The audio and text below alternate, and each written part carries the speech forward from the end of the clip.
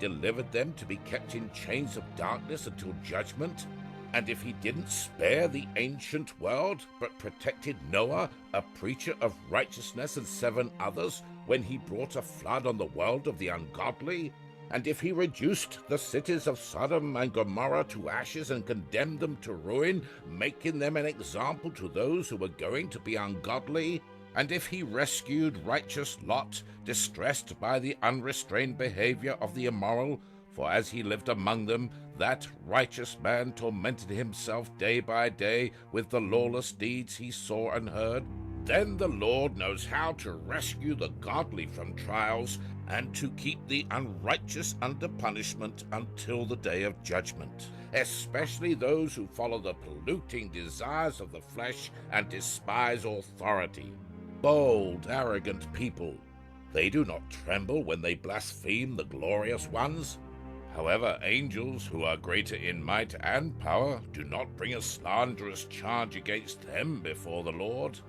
But these people, like irrational animals, creatures of instinct, born to be caught and destroyed, speak blasphemies about things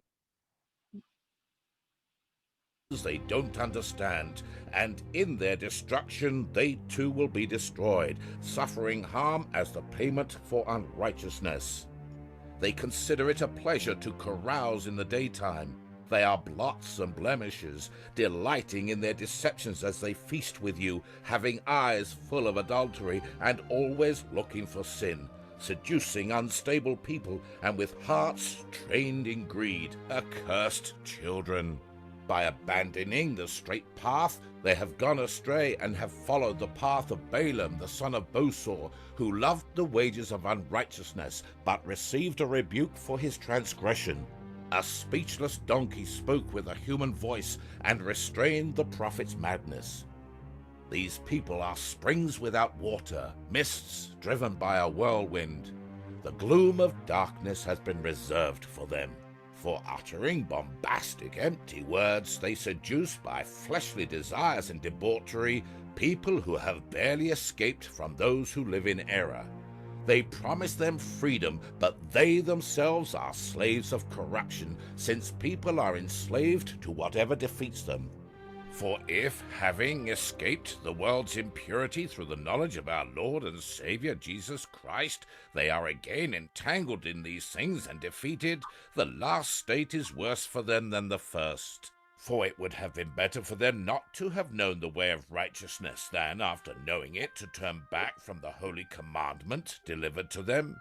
It has happened to them according to the true proverb. A dog returns to its own vomit, and a sow, after washing itself, wallows in the mud. Ya, itu sedikit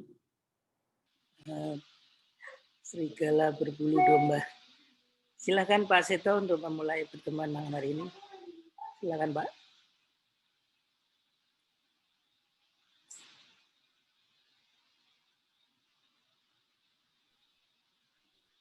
Ya, selamat malam Ibu, Bapak, dan saudara-saudara semua.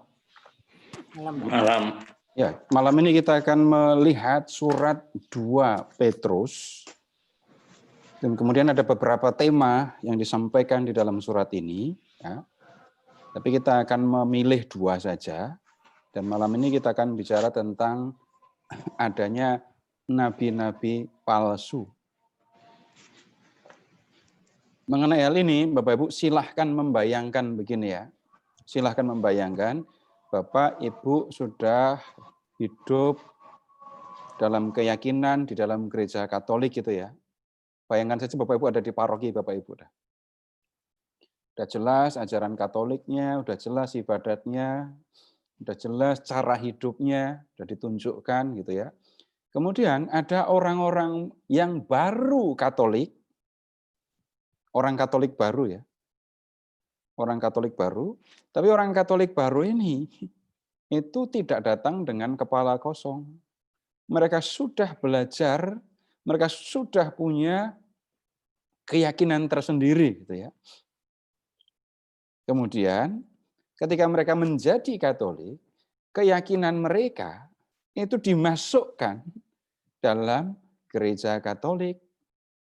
Dan mereka ini bukan orang-orang bodoh, bukan orang-orang sederhana, tapi orang-orang yang punya kemampuan berpikir, punya kemampuan berbicara, dan bisa mempengaruhi orang-orang Katolik di paroki Bapak Ibu. Jadi efeknya apa? Yang tadinya hidupnya sudah lurus, benar, karena orang-orang ini ya yang mencampurkan kepercayaan mereka yang lama dengan kepercayaan Katolik, membuat cara hidup jemaat Katolik berubah. Cara sembahyangnya berubah, yang dulunya hidup dengan penuh kasih satu dengan yang lain, sekarang sudah nggak peduli lagi dengan orang lain.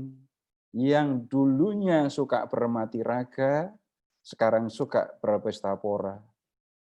Dan kemudian di antara jemaat di paroki Bapak Ibu gitu ya, lalu ada yang menyadari ini nggak benar ini.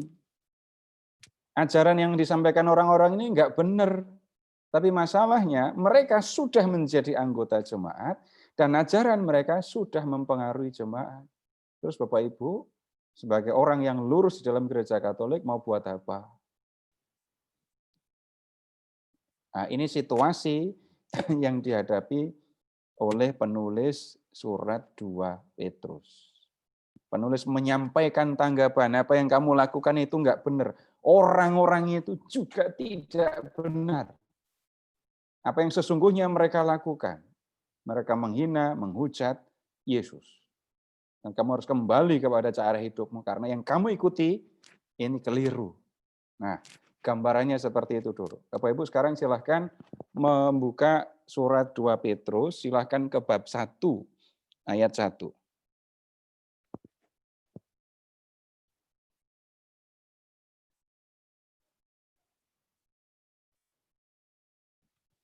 Di bagian ini, di ayat ini disampaikan, dari Simon Petrus, hamba dan rasul Yesus Kristus. Ya, kepada mereka yang bersama-sama dengan kami memperoleh iman, karena keadilan Allah dan juru selamat kita, Yesus Kristus. Bapak Ibu, tolong membandingkan ya dengan pengantar atau pendahuluan dari surat 1 Petrus. Silakan ke 1 Petrus bab 1 ayat 1.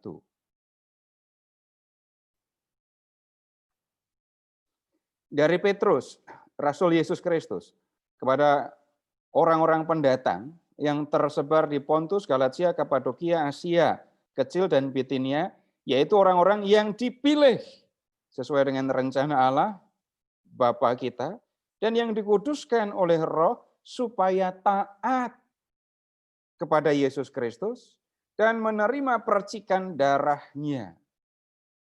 Bapak Ibu, balik lagi ya supaya kelihatan bandingannya. 2 Petrus bab 1 ayat 1.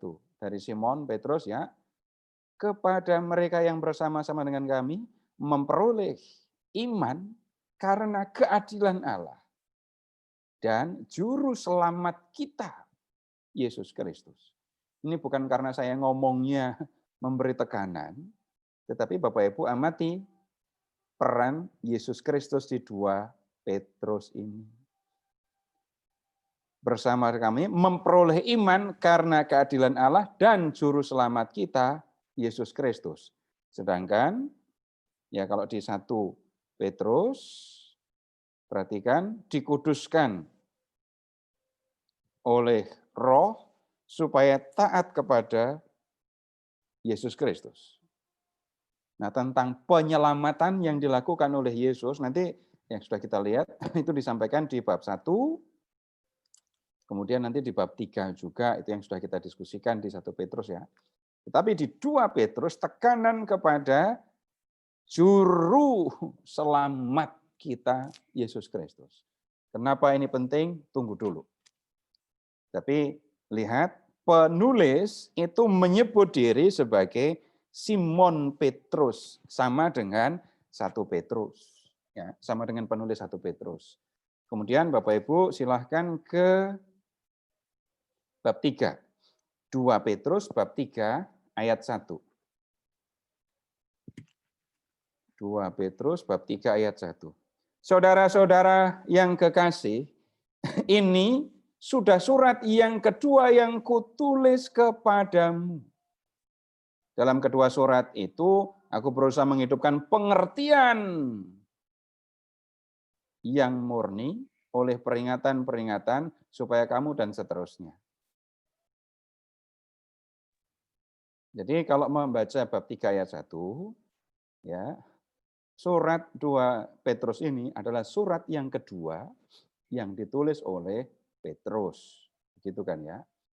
Dan kemudian ditulis untuk siapa? Perhatikan saja jemaat di Asia Kecil dan seterusnya. Yang sudah ada di bab 1 Petrus bab 1 tadi. Jadi kalau membaca bab 3 ayat 1, nah yang nulis surat itu adalah Rasul Petrus bab 1 ayat 1, bab 3 ayat 1. Dan 2 Petrus adalah surat kedua yang ditulisnya. Ya. Tetapi Bapak Ibu, sekarang silahkan ke bab 3 ayat 15. Bab 3 ayat 15.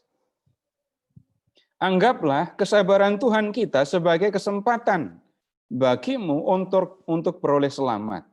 Seperti juga Paulus, saudara kita yang kekasih, telah menulis kepadamu menurut hikmat yang dikaruniakan kepadanya.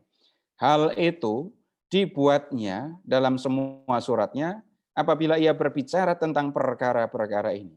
Dalam surat-suratnya itu ada hal-hal yang sukar difahami, sehingga orang-orang yang tidak memahaminya dan yang tidak teguh imannya memutarbalikkannya menjadi kebinasaan mereka sendiri. Sama seperti yang juga mereka buat dengan tulisan-tulisan yang lain. Amati dulu masalah ini ya. Kalau melihat ayat 16. Bapak Ibu tolong lihat ayat 16. Surat Paulus itu sudah dikenal banyak sini dalam surat-suratnya, ya. Jadi surat Petrus sudah dikenal oleh jemaat. Kemudian sudah diketahui kalau surat-surat Petrus, surat-surat Paulus itu sulit difahami. Lalu surat-suratnya sudah diputarbalikkan. Padahal Bapak Ibu, Paulus itu kan sejaman dengan Petrus. Kalau Paulus sejaman dengan Petrus, masa Petrus sudah ngerti surat-surat Paulus semuanya? Masa Petrus itu mengalami bagaimana surat-surat Paulus disalahgunakan? Jadi maksudnya apa? Ketika surat 2 Petrus ini ditulis, ya Bapak Ibu, surat-surat Paulus sudah beredar, sudah diketahui oleh banyak jemaat, dan suratnya itu sudah disalahgunakan. Sehingga Bapak Ibu, tidak mungkin surat ini ditulis oleh Petrus, ya, yang hidup sejaman dengan Paulus. Bisa dipahami maksudnya? Jadi kalau surat ini munculnya pada zaman atau yang nulis Petrus sungguhan, dan kemudian Petrus itu sejaman dengan Paulus. Nah, kan Paulus baru nulis surat. Mungkin juga suratnya belum selesai ditulis karena banyak suratnya. Nah, jadi situasinya begini jadinya. Surat 2 Petrus, Bapak Ibu, memang ditulis atas nama Petrus, walaupun yang menulis sesungguhnya bukan Petrus. Nanti minggu depan saya akan mengajak Bapak Ibu untuk melihat ini surat ini 2 Petrus punya banyak kemiripan dengan surat Yudas. Tapi enggak sekarang. Minggu depan saja. Nah, kemudian yang menulis tentu saja orang atau orang-orang ya, atau kelompok orang maksudnya ya, yang kenal dengan Petrus, hidup dalam jemaat yang dulunya menerima surat 1 Petrus, ya. Dan kemudian dia menulis karena situasi jemaat sudah berubah. Nah, salah satu perubahannya itu terjadi karena munculnya guru-guru atau nabi-nabi palsu ini. Jadi dulu ketika Petrus masih hidup, itu jemaat-jemaat itu baik-baik saja.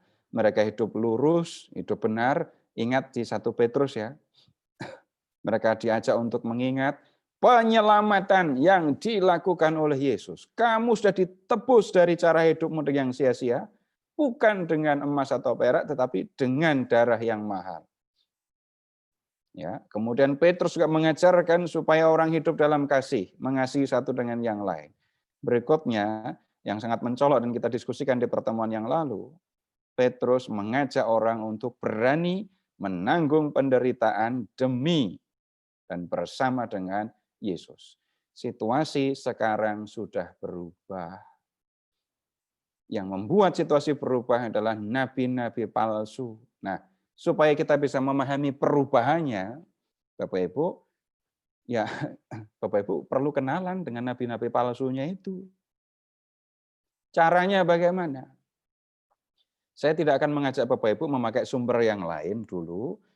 Kita akan membuka saja apa yang ada di dalam teks. Sehingga Bapak Ibu silahkan sekarang membuka ya surat 2 Petrus bab 2. Saya akan membacakan ayat-ayat, membacakan perikop-perikop, dan nanti kita akan mengidentifikasi siapa nabi-nabi palsu ini. Bukan siapa nama dan golongan mana, tetapi apa yang mereka ajarkan, ya, cara hidup mereka seperti apa. Nah, sudah, bab 2 ayat 1.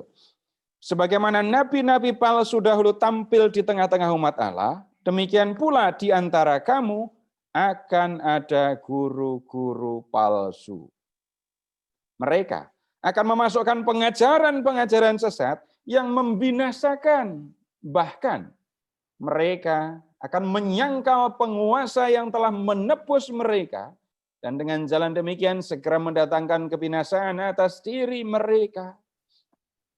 Banyak orang akan mengikuti cara hidup mereka yang dikuasai hawa nafsu, dan karena mereka jalan kebenaran akan dihujat. Dan karena serakahnya guru-guru palsu itu, dan karena serakahnya, guru-guru palsu itu akan berusaha mencari untung dari kamu dengan cerita-cerita isapan jempol mereka.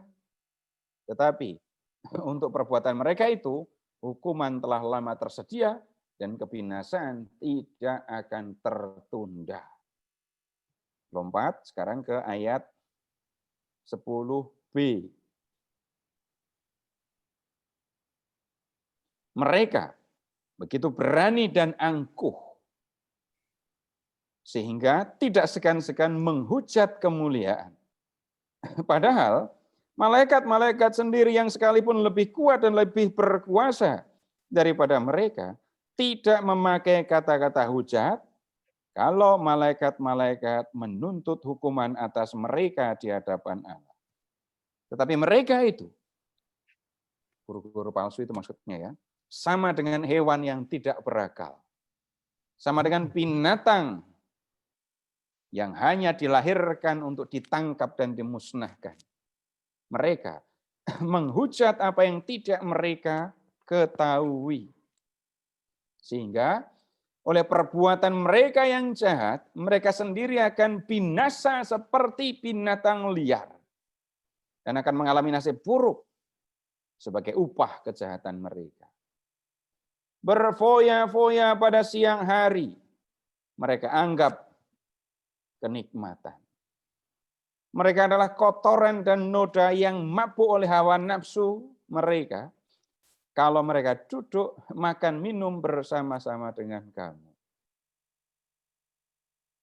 Mata mereka penuh nafsu jinah. Dan mereka tidak pernah jemu berbuat dosa. Mereka memikat orang-orang yang lemah. Hati mereka telah terlatih dalam keserakahan. Mereka adalah orang-orang yang terkutuk. Oleh karena mereka telah meninggalkan jalan yang benar, maka tersesatlah mereka lalu mengikuti jalan Bileam anak Beor yang suka menerima upah untuk perbuatan-perbuatan yang jahat. Tetapi Bileam beroleh peringatan keras untuk kejahatannya, sebab keledai beban yang bisu berbicara dengan suara manusia dan mencegah kebebalan nabi itu. Guru-guru palsu itu adalah seperti mata air yang kering, seperti kabut yang dihalaukan taufan. Bagi mereka telah tersedia tempat dalam kegelapan yang paling dahsyat. Sebab mereka mengucapkan kata-kata yang congkak dan hampa dan mempergunakan hawa nafsu cabul untuk memikat orang-orang yang baru saja melepaskan diri mereka yang hidup dalam kesesatan. Mereka menjanjikan kemerdekaan kepada orang lain, padahal mereka sendiri adalah hamba-hamba kebinasaan. Karena siapa yang dikalahkan orang, ia adalah hamba orang itu. Sebab jika mereka oleh pengenalan mereka akan Tuhan dan Juru Selamat kita Yesus Kristus telah melepaskan diri dari kecemaran-kecemaran dunia, tetapi terlibat lagi di dalamnya, maka akhirnya keadaan mereka lebih buruk daripada yang semula. Karena itu, bagi mereka adalah lebih baik jika mereka tidak pernah mengenal jalan kebenaran daripada mengenalnya. Tetapi kemudian berbalik dari perintah kudus yang disampaikan kepada mereka. Bagi mereka cocok apa yang dikatakan peribahasa yang benar ini. Anjing kembali kepada muntahannya. Dan babi yang mandi kembali lagi ke kubangannya. Nah ini berdasarkan perikop ini, Bapak Ibu bisa ya mengidentifikasi cara hidup dan ajaran yang disampaikan oleh nabi-nabi atau guru-guru palsu ini. Nah, sekarang Bapak Ibu begini, tolong amati teksnya ya. Kemudian perhatikan cara hidup mereka. Cara hidup mereka. Nah, maksudnya lihat ya. Silahkan ke bab 2 ayat 2. Banyak orang akan mengikuti cara hidup mereka yang dikuasai hawa nafsu. Jadi hidup mereka dikuasai hawa nafsu. Kemudian ayat 3. Mencari untung dari kamu dengan cerita-cerita isapan jempol. Nyari untung dari jemaat dengan cerita-cerita bohong. Nah, kemudian lihat yang berikutnya lagi, Bapak Ibu, silahkan ke ayat ini tadi, 10b. Mereka begitu berani dan angkuh, sehingga tidak segan-segan menghujat kemuliaan. Kemudian, lihat di ayat 12, cari kalimat ini. Mereka menghujat apa yang tidak mereka ketahui. Ayat 13. Ya. Berfoya-foya pada siang hari, mereka anggap sebagai kenikmatan. Jadi hobinya kalau siang berfoya-foya. Ayat 14. Mata mereka penuh nafsu jinah, dan mereka tidak pernah jemu berbuat dosa. Lalu dengan cara seperti itu, silahkan lihat kalimat selanjutnya, mereka memikat, menarik orang-orang yang lemah. Berikutnya lagi, hati mereka telah terlatih dalam keserakahan. Nah, kalau rakus itu bicara makanan, nah kalau serakah itu bicara tentang harta benda ya. Berikutnya, silahkan ke ayat 18. Sebab Mereka mengucapkan kata-kata yang congkak dan hampa dan mempergunakan hawa nafsu cabul untuk memikat orang-orang yang baru saja melepaskan diri mereka dari hidup dalam kesesatan. Masih ada lagi? Ayat 19. Mereka menjanjikan kemerdekaan kepada orang lain, padahal mereka sendiri adalah hamba dari kebinasaan. Bapak Ibu, ini yang mereka lakukan. Kalau mau yang lebih konkret lagi, Bapak Ibu silahkan memperhatikan beberapa hal. Mereka menjadi orang yang percaya kepada Kristus, tetapi mereka dikuasai oleh nafsu. Ada keserakahan, mengambil keuntungan dari jemaat. Kemudian kehidupan mereka diwarnai oleh nafsu jinah. Nah, berikutnya lagi, Bapak Ibu yang tolong amati, mereka menggunakan hal yang seperti ini untuk menarik orang-orang yang baru saja dibaptis, orang-orang yang baru saja menjadi percaya kepada Yesus. Nah, kemudian tentang ajarannya, Bapak Ibu. Silahkan melihat sekarang ke bab 2 ayat 1, tapi mulai dengan kalimat yang kedua. Mereka akan memasukkan pengajaran-pengajaran sesat yang membinasakan, bahkan mereka akan menyangkal penguasa yang telah menebus mereka. Dan dengan jalan demikian mendatangkan kebinasaan. Berikutnya di ayat 2. Karena mereka, jalan kebenaran akan dihujat. Berikutnya lagi, silahkan lihat kalau mereka ngomong. Silahkan ke ayat 10b lagi ya. Mereka begitu berani dan angkuh sehingga tidak segan-segan menghujat kemuliaan. Berikutnya silahkan ke ayat 12. Mereka menghujat apa yang tidak mereka ketahui. Nah, kemudian yang berikutnya ke ayat 15. Oleh karena mereka meninggalkan jalan yang benar, maka tersesatlah mereka lalu mengikuti jalan Bileam. Jadi para guru palsu ini mengikuti jalan Bileam. Apa itu? Tunggu dulu. Berikutnya, lihat ke ayat 19 lagi. Janji, mereka menjanjikan kemerdekaan itu ya. Jadi termasuk dalam ajaran itu. Menjanjikan kemerdekaan. Berikutnya ke ayat 20. Sebab jika mereka oleh pengenalan mereka akan Tuhan dan Juru Selamat kita Yesus Kristus telah melepaskan diri dari kecemaran dunia, tapi terlibat lagi di dalamnya, maka keadaan mereka lebih buruk. Mereka dulunya enggak benar. Kemudian menjadi pengikut Yesus sudah benar kan? Tapi habis itu jadi enggak benar lagi. Keadaan menjadi lebih buruk. Sudah bingung belum? Nah, sekarang Bapak Ibu silahkan ya mengingat satu kata.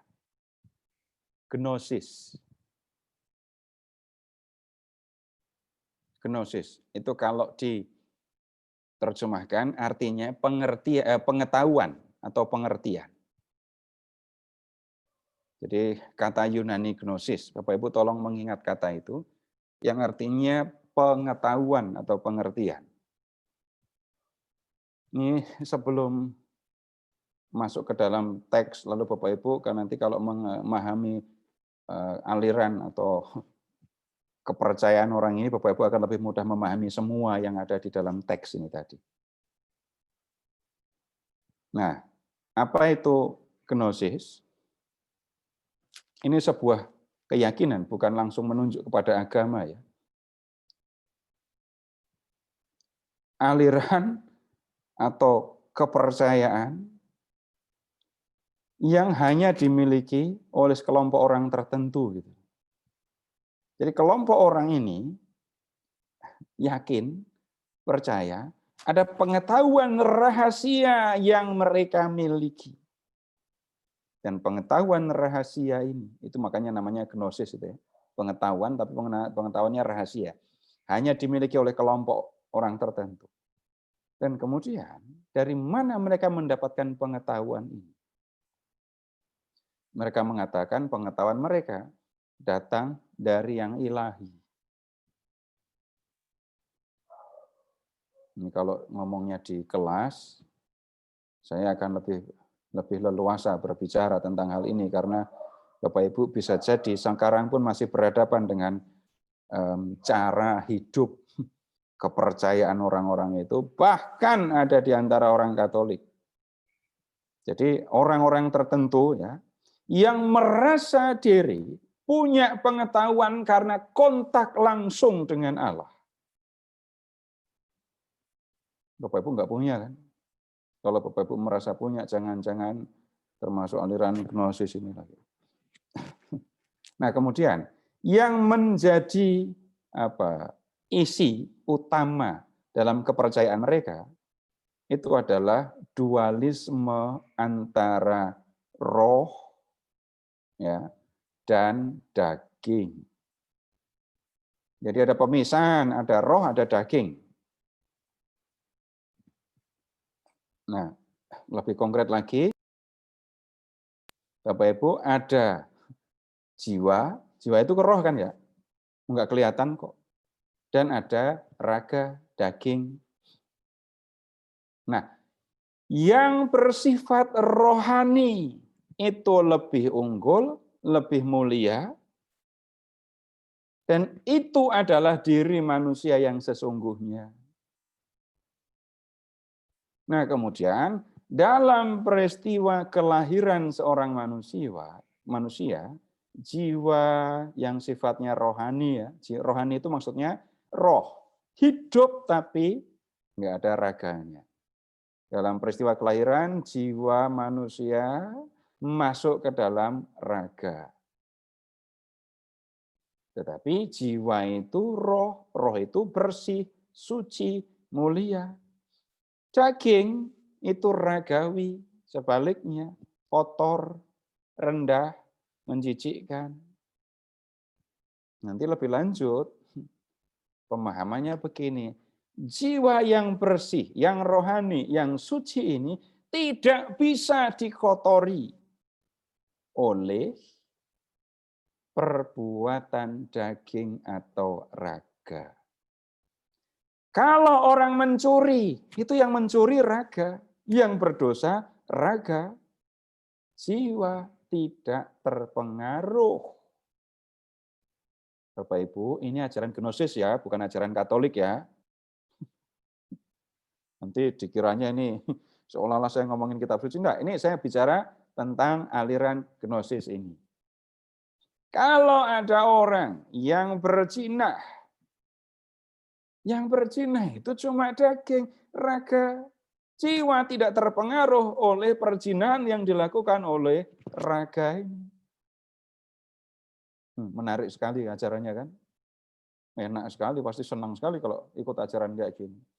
Terserah mau berbuat apa, yang berdosa cuma ragamu, jiwamu enggak ikut kotor.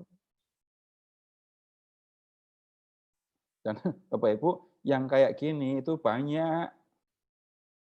Ya. Jadi di dunia abad pertama dan kedua Masehi, ya aliran yang seperti ini banyak sekali. Banyak orang yang mengikuti ini. Dan Bapak Ibu silahkan membayangkan orang-orang seperti ini masuk ke dalam jemaat, menjadi orang yang percaya kepada Yesus.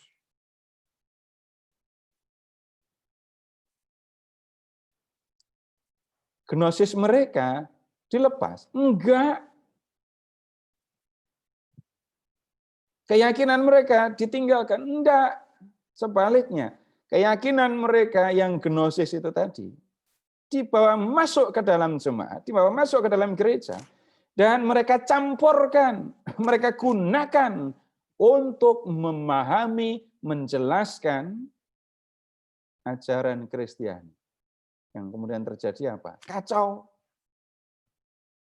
Apa yang ada di dalam ajaran Kristiani, dalam tanda kutip, dibuat gnosis. Unsur-unsur gnosis dimasukkan ke dalam.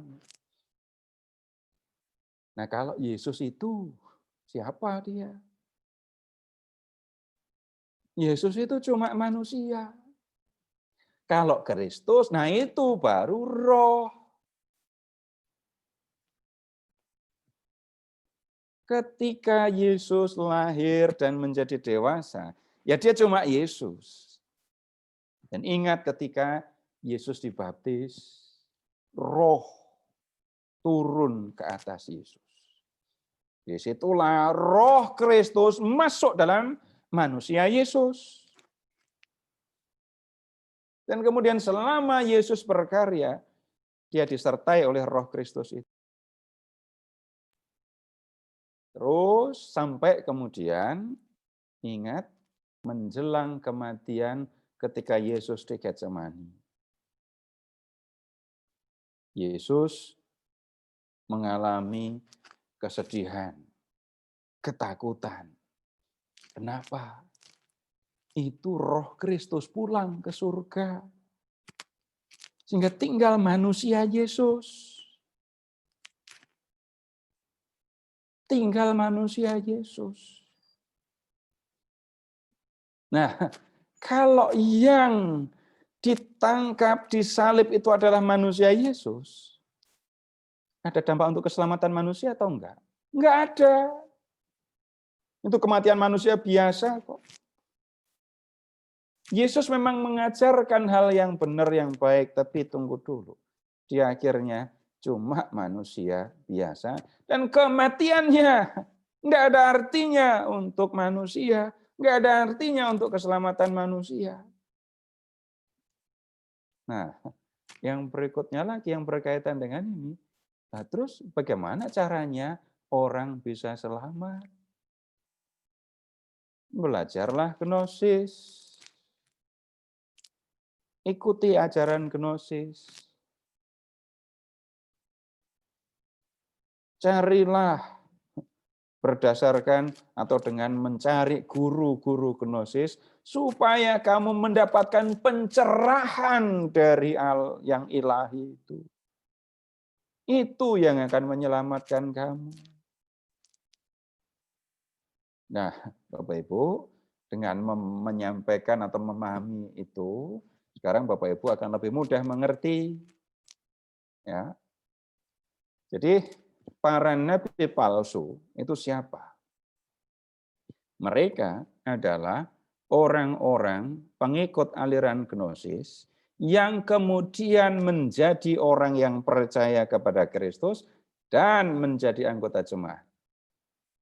Mereka bukan menjadi anggota jemaat yang duduk diam mendengarkan, tetapi mereka aktif menggunakan pemahaman, keyakinan mereka yang gnosis itu untuk menjelaskan Yesus, untuk menjelaskan ajaran Kristiani. Tapi karena dasar mereka keliru, maka ajaran yang mereka sampaikan itu sesat, salah. Nah, sayangnya mereka pandai berbicara.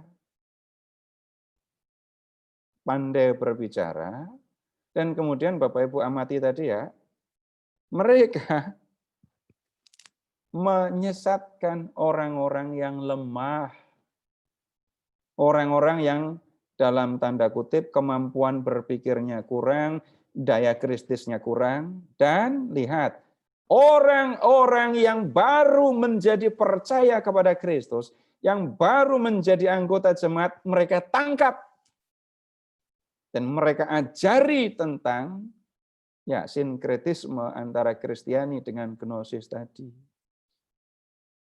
Efeknya apa? Ya banyak anggota jemaat yang hidupnya jadi nggak benar.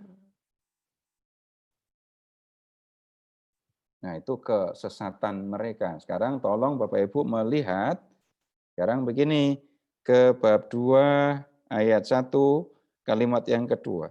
Mereka memasukkan pengajaran-pengajaran sesat yang membinasakan. Bahkan mereka menyangkal penguasa yang telah menebus mereka.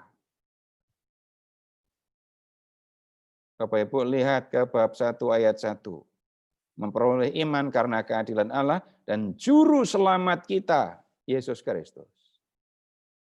Para nabi palsu ini menyangkal penguasa yang menebus mereka. Siapa itu? Sudah jelas Allah yang menyatakan diri dalam diri Yesus. Lebih tegas lagi, menyangkal Allah yang menjadi manusia. Bagi mereka, Yesus itu cuma manusia. Kematian Yesus nggak ada artinya untuk keselamatan manusia. Bapak Ibu, ini penyangkalan mereka. Mereka menyampaikan kepada orang banyak, ya Yesus itu cuma manusia, nggak ada artinya untuk keselamatan. Jangan pernah berpikir kematian Yesus punya dampak untuk keselamatan manusia. Enggak ada, dia cuma manusia biasa. Dan kemudian, lihat yang berikutnya, di ayat 2, bab 2 ayat 2. Banyak orang akan mengikuti cara hidup mereka yang dikuasai hawa nafsu, dan karena mereka jalan kebenaran akan dihujat. Jalan kebenaran, jalan yang ditunjukkan oleh Kristus. Lebih sederhana lagi, karya penyelamatan yang dilakukan oleh Yesus, Injil yang diberitakan oleh para rasul, diejek. Bagaimana ejekannya, bagaimana hujatannya?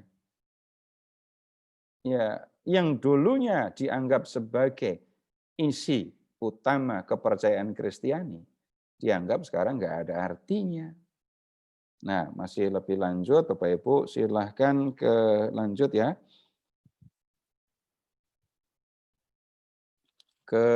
Sebentar. Ayat 12 tadi loh. Menghujat apa yang tidak mereka ketahui. Ya. Mereka nggak ngerti sebenarnya apa yang dimaksudkan dengan ajaran Yesus. Mereka nggak paham, nggak mau memahami, tapi mereka hanya mau menyampaikan apa yang menjadi kepercayaan mereka. Tujuannya apa? Yang disebut tadi, salah satunya adalah mencari keuntungan dari jemaat. Loh, kok bisa? Kalau pakai bahasa yang lebih sederhana, Bapak Ibu, ini saya pakai pertanyaan jelek ya. Pilih mana, disuruh mikul salib atau dapat berkat? Berkat dalam pemahaman umum loh ya.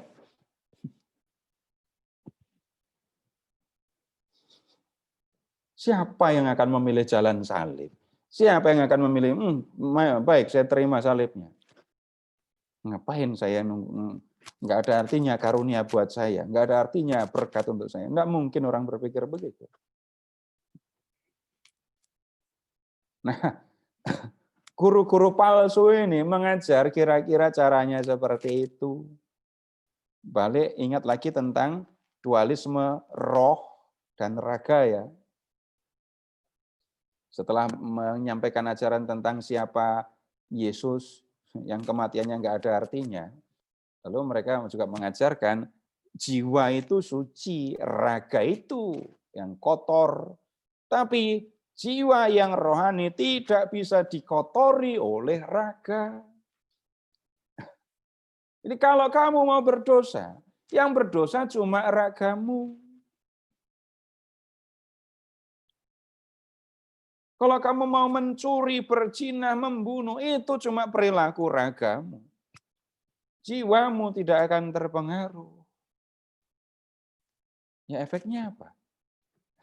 Ya mereka mengajarkan supaya orang mengikuti saja apa yang menjadi keinginan hatinya. Nah Bapak Ibu yang disebut mengikuti keinginan hati itu, silahkan ke ayat 13. Berfoya-foya. Pada siang hari mereka anggap kenikmatan. Mereka adalah kotoran dan noda yang mabuk dalam hawa nafsu mereka. Kalau mereka duduk makan, minum bersama-sama dengan kami. Berfoya-foya, makan, minum. Nah, untuk ya ukuran kita sekarang senangnya seberapa sih makan, minum? Nggak kebayang. Makan, minum, mau makan apa lagi? Pertanyaan lebih jelek lagi, makanan apa yang belum pernah Bapak Ibu makan? Seberapa kuat makan kalau sekarang ini? Penglihatan juga sudah jadi aneh. Sudah jelas itu daging kambing. Ngomongnya kolesterol. Salah kan? Sudah jelas ini emping melinju. Ngomongnya apa? Asam urat. Nah, kalau situasinya seperti ini, Bapak Ibu agak sulit untuk membayangkan senangnya orang hidup dalam kerakusan makan dan minum itu. Balik ke zaman kuno ya. Makan dan minum itu kegiatan yang istimewa, menggembirakan. Bukan soal kenyang atau penuh perutnya. Kalau perutnya penuh, ke toilet. Ngapain? Masukkan sesuatu ke dalam mulut, supaya yang ada di perut dimuntahkan lagi. Enggak kebayang kan? Itu cara orang kuno, cara orang Romawi kuno kalau pesta. Ya, kalau udah perutnya udah bersih, masuk lagi ke ruangan pesta, makan lagi. Nah, begitu seterusnya. Enggak kebayang orang kok kayak gitu. Iya, enggak kebayang. Cara hidup orang yang aneh. Mabuk. Tunggu dulu. Ini Bapak Ibu, saya agak sulit membayangkan senangnya mabuk itu seperti apa, saya enggak ngerti. Nikmatnya mabuk itu seperti apa, saya sulit untuk mengerti. Bapak Ibu ada yang mau cerita? Yang pernah mabuk atau senang mabuk atau yang masih aktif mabuk? Tapi rupanya kalau kita memperhatikan orang-orang yang mabuk, bukan pas mabuknya ya. Tapi kalau nyatanya mereka mengulang minum minuman keras sampai mabuk, ya nggak mungkin kalau mereka nggak senang tapi mengulang. Ini levelnya mabuk loh ya, bukan levelnya cuma minum saja. Memang pada kesempatan tertentu orang yang setengah mabuk atau agak mabuk atau mabuk itu memang lebih berani. Kalau pas diem biasa aja, nggak ada aroma alkohol, dia biasa aja, tenang-tenang aja. Tetapi begitu mereka sudah minum, ya, lalu mereka menjadi seperti orang lain yang memiliki keberanian. Sekarang Bapak Ibu, saya minta tolong kita belajar tentang kemabukan ya. Silahkan membuka kitab Amsal bab 23. Amsal 23. Ini yang nulis ini orang yang pernah mabuk ini pasti.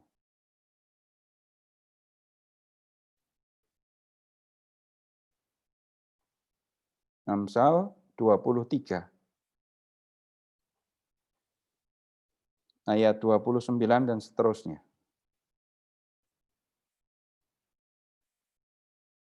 Amsal 23 ayat 29.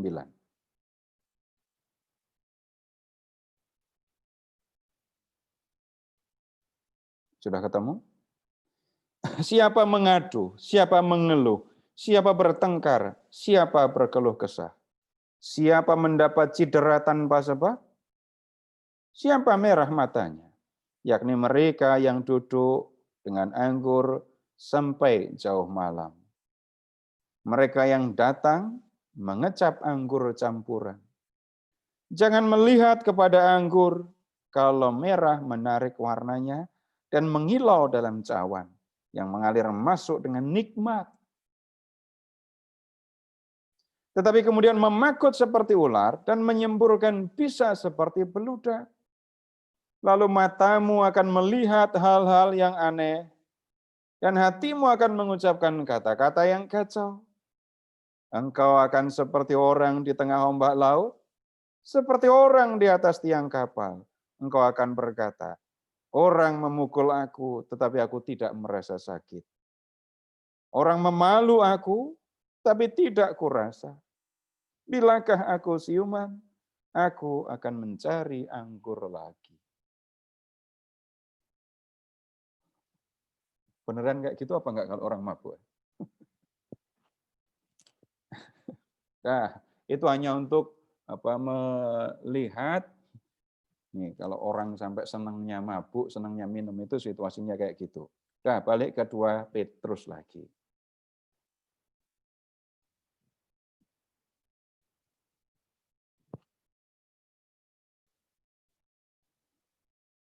Ini soal foya-foya, duduk, makan, minum ya. Lalu di bab 2 ayat 14, lihat dosa lain yang mereka sebut adalah mata mereka penuh nafsu jinah. Jadi dosa seksual, dosa perzinahan itu ya dalam surat-surat di Perjanjian Baru memang beberapa kali disebut soal kayak gini ya. Untuk orang-orang Yunani, Romawi, ini kelihatannya dianggap soal yang biasa saja. Bapak, Ibu bisa mengingat film-film Romawi, bisa juga mencari, atau mungkin kalau pernah menemukan fresko, gambar dinding yang kuno, gitu ya, yang berbicara tentang urusan seksual itu. Kalau Bapak Ibu, ini cerita lagi ya, ke kota Efesus kuno ya. Kemudian Bapak Ibu melihat di sebelah kanan, nanti ditunjukkan, di situ ada perpustakaan. Tapi di kota itu juga ada lokalisasi. Kemudian nanti dicari di situ, ada telapak kaki di batu. Nanti kalau kakinya, jadi telapak kaki itu sudah sepanjang mencapai dari tumit sampai ibu jari itu sudah sama panjangnya dengan yang ada di batu itu, berarti sudah boleh masuk lokalisasi. Yang lain lagi mengatakan, dulu di zaman kuno, di bawah perpustakaan itu, jadi di sebelah kanan perpustakaan, di sebelah kiri lokalisasi. Ada jalan terowongan di bawah untuk menuju ke lokalisasi. Nah, yang lain lagi, sekarang Bapak Ibu silahkan membuka 1 Korintus. 1 Korintus. Bab 5.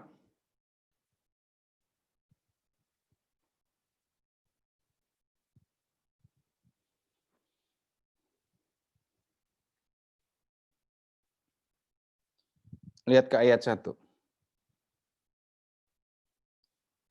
Memang orang mendengar bahwa ada percabulan di antara kamu, dan percabulan yang begitu rupa, seperti yang tidak terdapat sekalipun di antara bangsa-bangsa yang tidak mengenal Allah, yaitu bahwa ada orang yang hidup dengan istri ayahnya.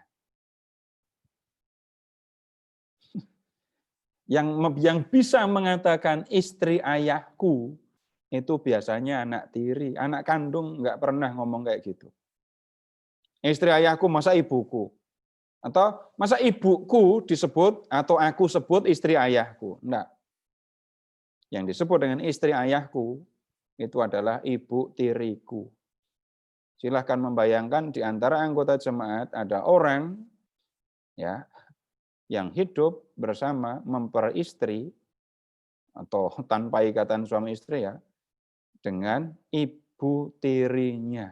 Ini kacau. Dari sisi moral, parah ini. Nah, kemudian yang berikutnya lagi, silahkan masih di 1 Korintus, bab 6. Ini ayat 12. Paulus memberi peringatan serius tentang percabulan. Jadi banyak di antara anggota jemaat yang terlibat di dalam dosa ini. Berikutnya silahkan ke surat Roma.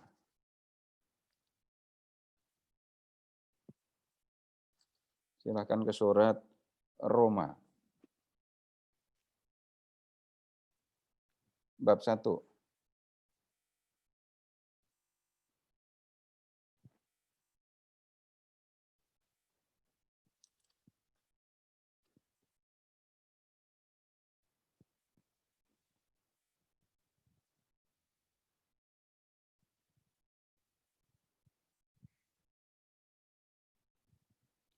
Nah, di Roma bab 1, mulai dari ayat 18.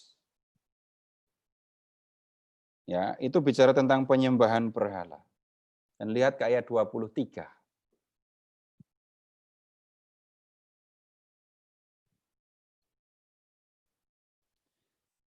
Mereka menggantikan kemuliaan Allah yang tidak fana dengan gambaran yang mirip dengan manusia yang fana.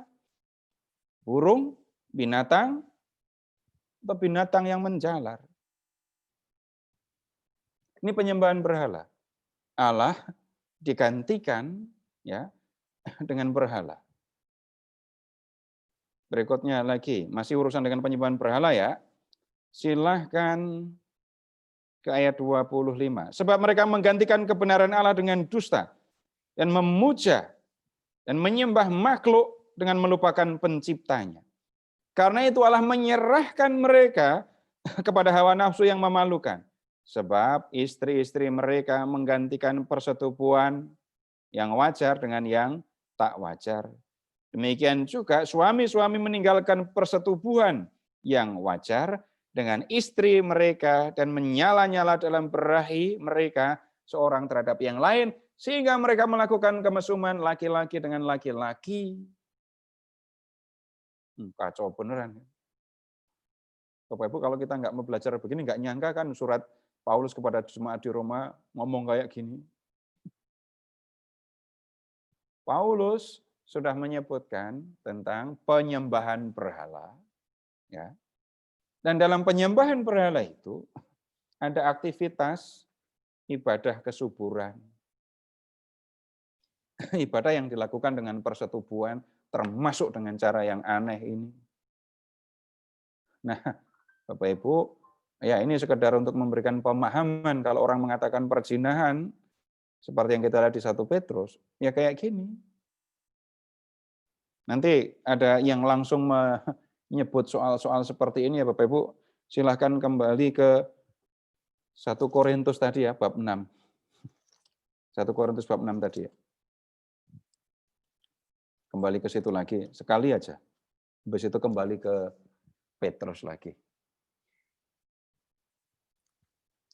1 Korintus bab 6 ya. Tapi lihat ke ayat 9.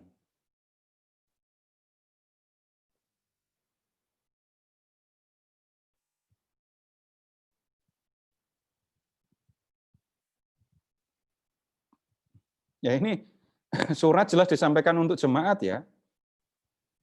Ini untuk jemaat Korintus ya. Kalau surat ini untuk jemaat, berarti ini peringatan untuk jemaat. Masih kaitannya dengan perzinahan tadi. 1 Korintus bab 6 ayat 9. Atau tidak tahukah kamu bahwa orang-orang yang tidak adil tidak akan mendapat bagian dalam kerajaan Allah? Janganlah sesat. Orang cabul, penyembah berhala, orang berzina, banci, orang pemburit, pencuri, orang kikir, pemabuk, pemfitnah, dan penipu tidak akan mendapat bagian dalam kerajaan Allah. Dosa seksual disebut berulang kali ini. Berzina, pemburit, homoseksual.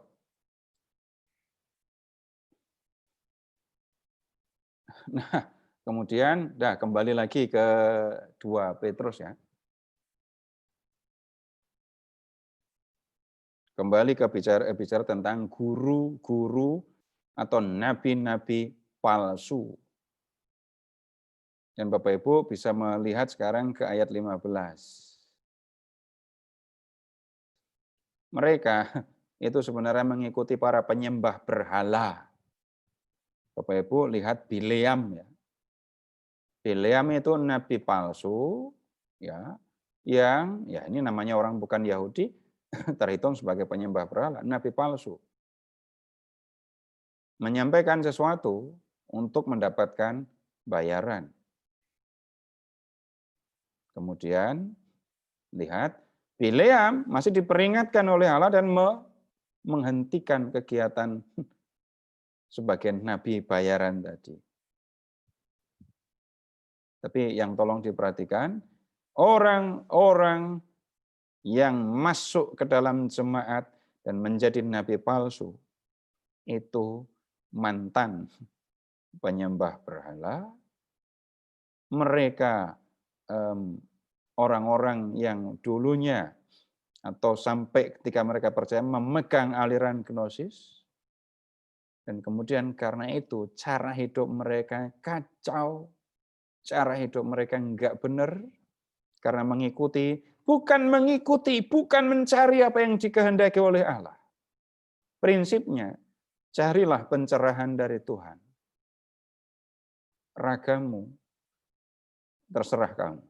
Kamu mau berbuat apa? Terserah. Apa yang kamu sukai, lakukan. Karena itu tidak akan mempengaruhi jiwamu. Nah, kemudian ada banyak orang, terutama yang disebut itu sekali lagi orang-orang yang lemah dan orang-orang yang baru dibaptis, yang terpengaruh oleh mereka. Dan penulis 2 Petrus menunjukkan yang mereka lakukan itu salah. Mereka bukan orang-orang yang benar. Ya. Dan lihat Bapak Ibu, ayat 17. 2 Petrus bab 2 ayat 17.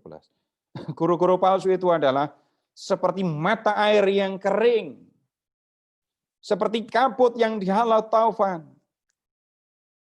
Bagi mereka telah tersedia tempat dalam kegelapan yang paling dahsyat.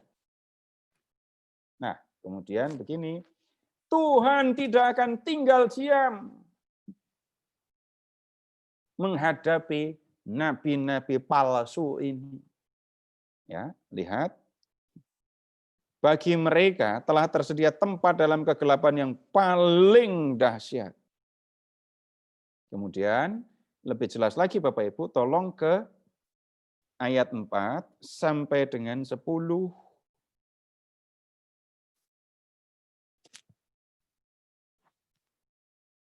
Sikap Tuhan terhadap para nabi palsu bagaimana? Dari ayat 4 disebut, ketika ada malaikat yang memberontak, Tuhan tidak segan-segan menghukum mereka. Lihat, sebab jikalau Allah, jadi perhatikan dari kata Allah ya, Allah tidak menyayangkan malaikat-malaikat yang berbuat dosa, tetapi melemparkan mereka ke dalam neraka. Ayat 5. Allah tidak menyayangkan dunia zaman purba, tetapi menyelamatkan Nuh. Ayat 6. Allah membinasakan kota Sodom dan Gomora dengan api. Dan dengan demikian memusnahkannya dan menjadikannya suatu peringatan. Tetapi yang menyelamatkan Lot. Nah kemudian sikap Allah jelas ya. Malaikat yang tidak benar dihukum. Yang benar nggak ada hukuman untuk orang benar. Di zaman Nuh, Nuh diselamatkan. Tapi manusia pada zamannya yang tidak benar dihabiskan, dibinasakan, dihukum. Sodom dan Gomora, penduduknya dihukum oleh Tuhan. Tetapi Lot diselamatkan. Ayat 9. Maka nyata bahwa Tuhan tahu menyelamatkan orang-orang saleh dari pencobaan dan tahu menyimpan orang-orang jahat untuk disiksa pada hari penghakiman. Terutama mereka yang menuruti hawa nafsunya karena ingin mencemarkan diri dan yang menghina pemerintahan Allah. Kalau kelihatannya nabi-nabi palsu itu kok dibiarkan oleh Tuhan. Sebenarnya Tuhan tidak membiarkannya. Tenang aja. Mereka itu sebenarnya disiapkan nanti. Disiapkan untuk nanti pada hari penghakiman dihukum. Maksud dari pernyataan ini semua ya. Para nabi palsu ada di dalam jemaat, punya pengaruh menyesatkan jemaat, tapi Tuhan tidak tinggal diam. Tuhan jelas-jelas tidak berkenan kepada mereka. Penyelamat mereka, Tuhan Yesus, dihujat. Ajaran yang disampaikan oleh Yesus enggak didengar. Dan mereka mengajak orang untuk hidup enggak benar. Tuhan tidak tinggal diam terhadap mereka. Tunggu saja. Enggak usah kita ikut-ikut menghukum mereka. Biarkan Tuhan yang ambil tindakan. Baik Bapak Ibu, sampai di sini silahkan kalau ada yang mau disampaikan.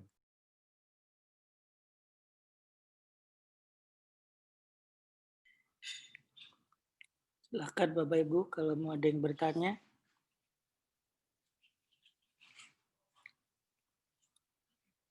Mari. Yang pernah ketemu nabi palsu.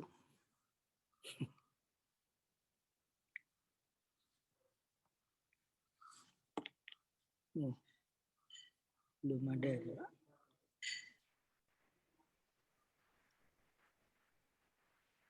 Pak Narto mau tanya dong, Pak. Ya, silakan Pak. Pak, saya tuh mau tanya, Pak. Kita kan mendekati hari Natal ya.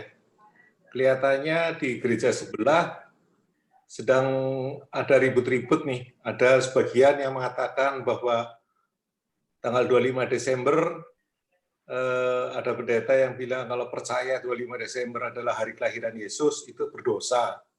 Karena Yesus tidak konkret lahir tanggal itu. Sementara belum lama dengar dari Pak Bambang Nursena mengatakan berdasarkan kepercayaan Kristen Ortodok, beliau menyatakan benar bahwa Yesus lahir tanggal 25 Desember.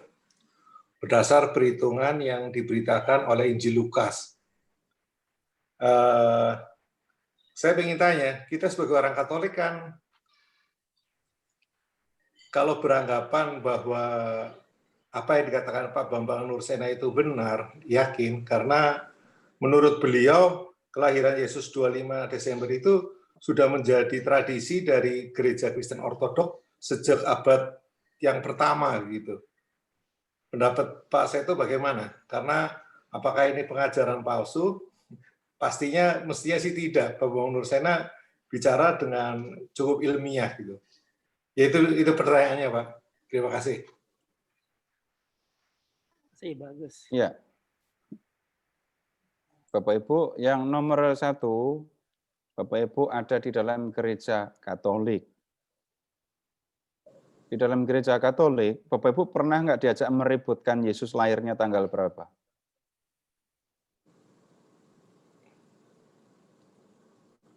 Ada yang pernah lihat KTP-nya Yesus?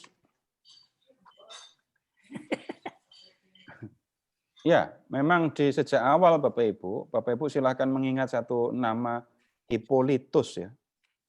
Itu termasuk orang yang pertama menyampaikan bahwa 25 Desember itu adalah hari kelahiran Yesus. Kemudian kalau ada yang kemudian menuduh 25 Desember itu kan perayaan atau pesta Saturnus, pesta Dewa Matahari. Nah itu mah belakangan. Itu belakangan. Tapi kemudian begini, silahkan saja Bapak Ibu memperhatikan, mempelajari kapan sesungguhnya Yesus lahir, gitu ya. Tapi ujungnya akan ketemu hal yang sama. Yang sama itu bagaimana? Selalu akan ada beda pendapat, ada yang mengatakan ini begini, ada yang mengatakan yang lain. Kemudian mengatakan itu berdosa atau tidak berdosa, di mana Bapak Ibu sebagai orang Katolik pernah diajari ngomong kayak gitu. 25 Desember, selama kita ada di dalam gereja Katolik, Pada hari itu kita merayakan, mengenangkan, menghadirkan kembali peristiwa lahirnya Juru Selamat. Itu yang menjadi hal yang utama. Kenapa yang dipikirkan cuma 25 Desember? Kenapa mereka kok tidak ngomong? Jadi Yesus itu sebenarnya wafatnya tanggal berapa? Enggak pernah ada yang ngomongin itu. Paskahnya padahal beda-beda loh waktunya. Nah, saya tidak akan ikut-ikutan dalam polemik yang seperti itu karena pada prinsipnya Bapak Ibu sudah ikuti saja yang ada di dalam gereja Katolik.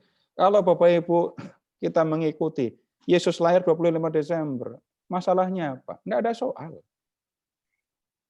Yang ada adalah orang-orang yang baru ya, pakai bahasa yang lebih lega, sok tahu,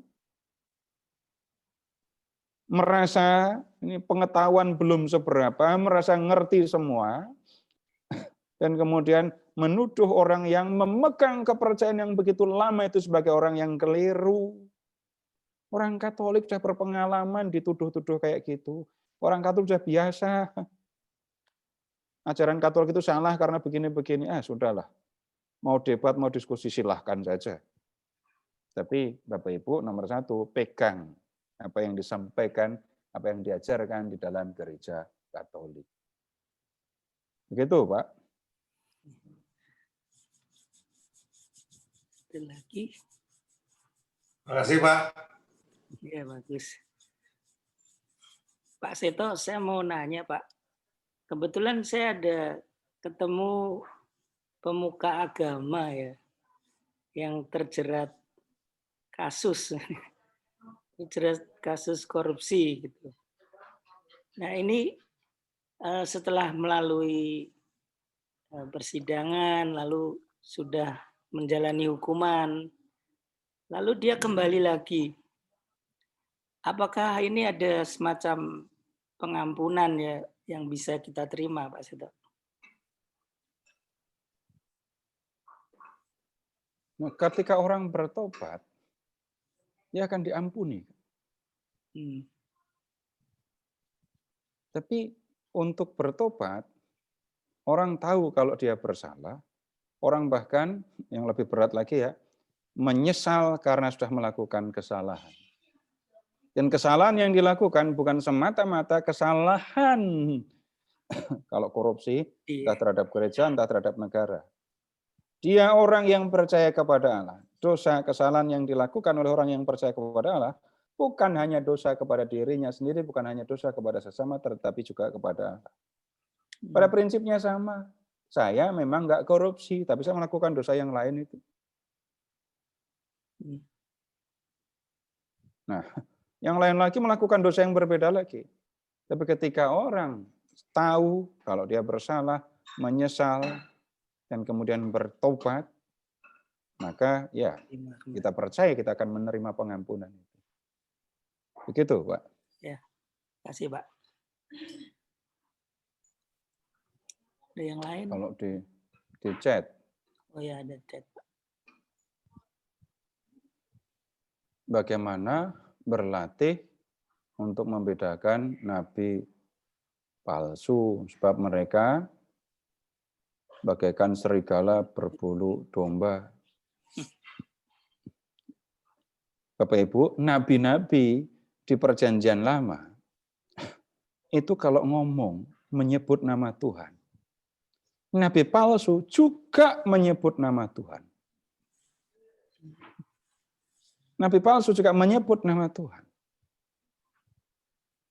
Kalau sekarang, Bapak Ibu, ya yang namanya nabi palsu, guru palsu juga kan pakai Alkitab.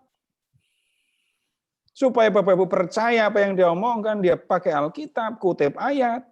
Tapi jangan pernah lupa, iblis ketika menggoda Yesus, kutip ayat, kutip firman Allah, enggak buka Alkitab. Iblis sudah hafal teks kitab suci.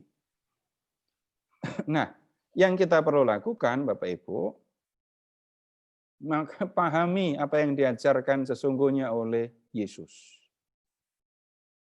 Dan bagaimana belajarnya? Ya pelajari ajaran Yesus dalam rangka gereja Katolik.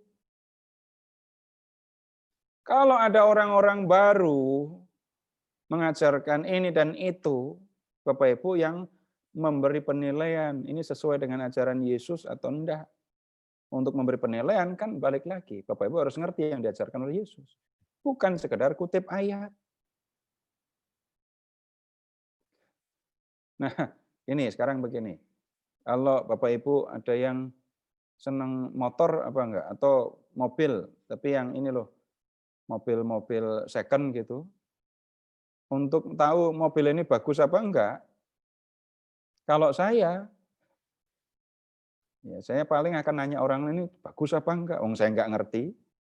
Mobil yang bagus itu seperti apa, yang enggak bagus itu seperti apa, motor yang mesinnya bagus itu seperti apa, motor yang mesinnya enggak bagus itu seperti apa. Tapi Bapak Ibu, Bapak-bapak yang suka motor, belajar tentang motor dan mobil, dari mendengar suaranya udah tahu, ini enggak benar ini motornya. Caranya bagaimana? Ya bergaul akrab dengan motor itu. Kalau Bapak Ibu mau tahu yang enggak benar, bergaulah dengan yang benar. Kalau mau tahu ajaran yang tidak benar, pegang yang benar. Nah, begitu. Nah, kemudian ya Bapak Ibu ini yang kita pelajari, ini yang ada di dalam teks kitab suci. Dan kemudian Bapak Ibu ini bukan bagian kita untuk menggunakannya untuk menghakimi orang. Kalau Bapak Ibu paham, ya silahkan memikirkannya. Dan kalau Bapak Ibu itu sudah tahu, ya sudah, jangan ikuti. Tunjukkan bahwa yang saya ikuti adalah yang benar. Yang Bapak Ibu juga bisa mengatakan begini atau melakukan begini loh. Orang lain itu tidak ngerti Alkitab. Orang lain tidak mengerti ajaran Yesus. Ya. Mereka tidak akan membuka Alkitab, buka Injil lalu mempelajarinya. Tapi mereka bisa melihat ajaran Yesus dalam perilaku, dalam kehidupan Bapak Ibu semua. Jadi yang akan dibaca bukan kitab suci, bukan Injil, yang dibaca adalah perilaku kita sebagai pengikut Yesus. Dan kita Bapak Ibu harus berhadapan dengan situasi yang tidak gampang ini ya. Dulu mitos di antara orang Katolik itu terkenal jujur, sering dipercaya untuk ngurus keuangan. Dulu. Sekarang. Sedih kan melihat dengar kasus bansos. Lanjut. Kenapa selalu mengarah pada dosa percabulan dan hawa nafsu? Apakah karena itu titik terlemah manusia? Bisa juga mereka masuk melalui ketamakan harta kekuasaan. Terima kasih. Nah, ini tadi kan ketamakan tentang harta, pesta pora, kerakusan juga disebut kan. Dan kemudian apakah Nabi palsu itu punya tujuan ingin merekrut pengikut untuk membentuk jemaah baru? Atau orang tidak puas terhadap prinsip agama Katolik? Kalau kita membaca yang ada di teks tadi, yang kelihatan adalah mereka salah satunya adalah mau cari keuntungan dari jemaah. Keuntungan apa? Finansial. Kemudian keuntungan yang lain lagi, kalau mereka diajak pesta pora, untung apa? Kalau mereka diajak berzina, untung apa lagi? Dan mereka mau mendapatkan itu. Makin banyak yang mengikuti mereka, ya banyak juga keuntungan yang akan mereka dapatkan.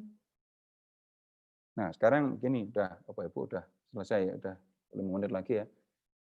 Saya sampaikan beberapa hal.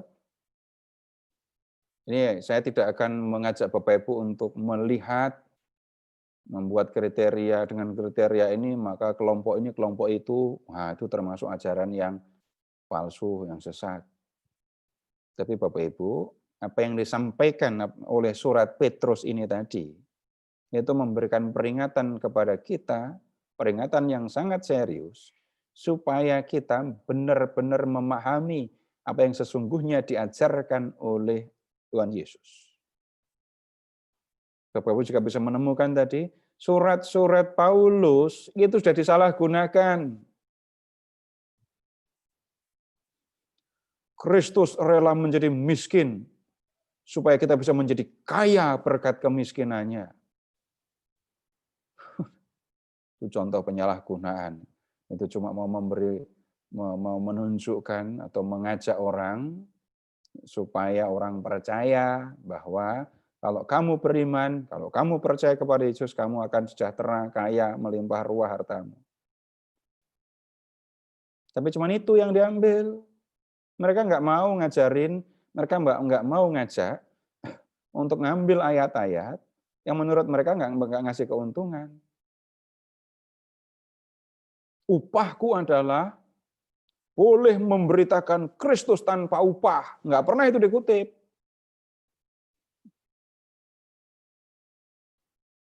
Yang akan dikutip itu adalah seorang pekerja layak patut mendapatkan upah.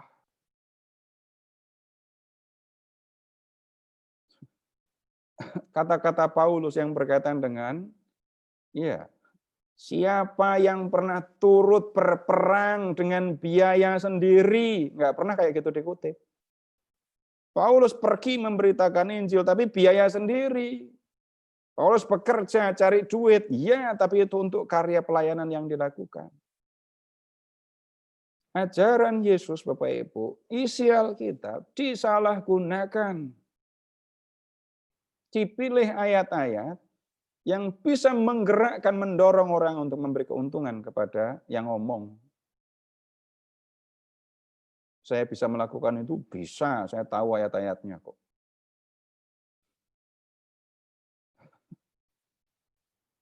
Tapi tanpa harus melakukan itu, saya nggak pernah kelaparan, malah kegemukan, kekenyangan. Nggak perlu khawatir dengan apa yang kita makan atau minum. Saya tidak meremehkan orang yang kesulitan makan dan minum ya. Tapi kalau sampai orang mencari kekayaan dengan menyalahgunakan firman, hati-hati. Urusannya bukan dengan sesama manusia, urusannya dengan Allah. Dan kita, bukan bagian kita untuk menunggu bagaimana Allah akan menghukum orang-orang itu, bukan bagian kita. Itu urusan Allah sendiri.